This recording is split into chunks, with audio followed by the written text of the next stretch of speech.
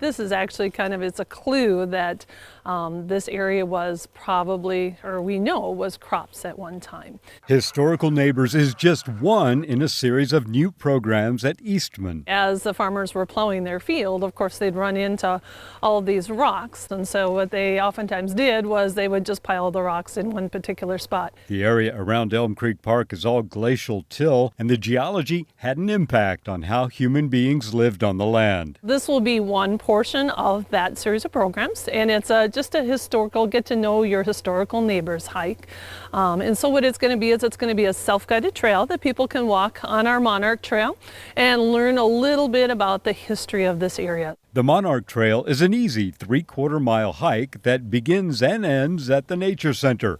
But your exploration of the area is open to all 4,900 acres of Elm Creek Park Reserve. Right on the south entrance, right as you come inside the park, is the house of Pierbotteno. And Pierbotteno was actually one of probably the first settlers in this area. The Bottineau House was built in 1854, 4 years before Minnesota became a state. The house has rested here since 2009, when it was moved to make way for the Highway 610 expansion. There still are a few relics around, and there's still a few little gems that are left that kind of tell us that there was something happening here different at one time. Most of the fences and foundations were removed back when the county acquired the land and turned it into a park. So this is our old clothesline pole. It's been kind of fun to watch the tree over the years. It's kind of like a forensic scavenger hunt to determine who was here before us. Take, for instance, this giant willow tree behind me.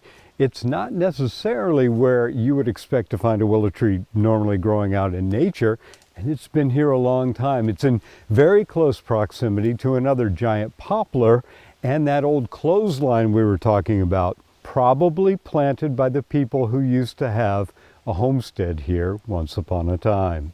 The weather this weekend will be nice, and the fall colors will be spectacular.